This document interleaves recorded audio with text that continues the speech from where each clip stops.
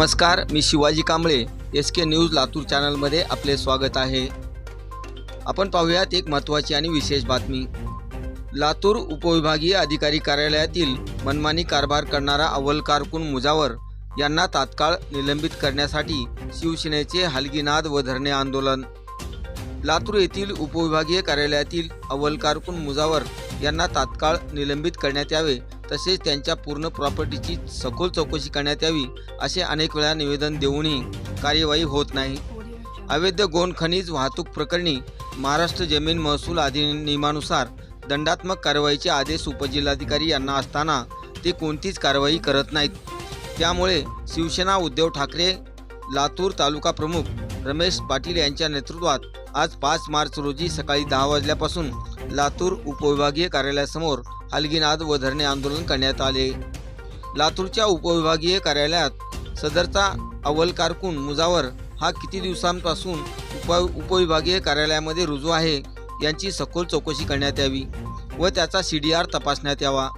त्यांच्या कार्यकाळात गुंठेवारीत ही लाखो रुपये घेतल्याशिवाय हे गुंठेवारी फाईल मंजूर करीत नाहीत। सदर महसूल मधील अनधिकृत गौण खनिज मध्ये प्रचंड भ्रष्टाचार चालू आहे व वाहतूक करीत असणारे टिप्पर व हायवा पकडल्यानंतर हे जे टिप्पर मालक पैसे देतात त्यांना 1 लाख रुपये दंड करतात।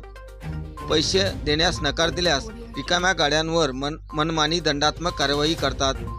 शासन निर्णयाची ते पायमल्ली करतात।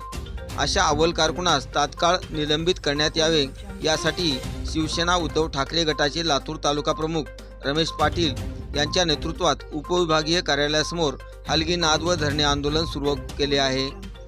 या आंदोलनामध्ये विनोद गुडे कवेकर, चंद्रकांत पाटील, किशोर जाधव, रणजित मस्के, ओम भालेराव, मुक्तेश्वर जाधव, करण कांबळे, भैरव सूर्यवंशी, अजय बोयने, महेश सूर्यवंशी, ऋषिकेश शिंदे, प्रणव शिंदे, जनार्दन शिंदे, भीष्माचार्य कांबळे, तुकाराम शिंदे, मुकेश जाधव, खंडू शिंदे, विष्णू मोरे यांच्यासह शिवसेनेचे कार्यकर्ते मोठ्या संख्येने उपस्थित होते।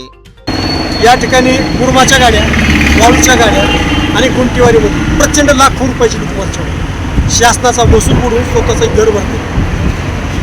या SDM ऑफिसमधले मुजावर आका अव्वल कारकून यांची पूर्ण चौकशी करण्यासाठी मी यांना 3दा निवेदन दिले।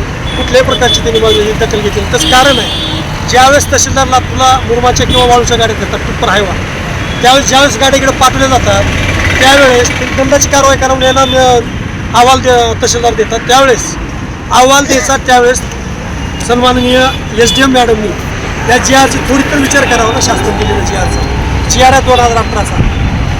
जो टिप्पर आणि हायवा मालक त्याची खिशे भरतो त्याला कमी दंड आणि जो दंडला म्हणजे खिशात पैसे देत नाही त्याला दुप्पट दंड असा आका करतो म्हणजे मुजावर। एवढा प्रचंड याने इथं धुमाकूळ घातलेला आहे। कमीत कमी 150 गाड्या मुरमाच्या आणि 60 हायवा वाळूच्या, एका गाडीला 20,000, पुण्या गाडीला 15,000, पुण्या 30,000 रुपये प्रति महिना हप्ता घेऊन शासनाचा महसूल उठला। शासनाला महसूल नाहीच, स्वतःचे घरं भरले।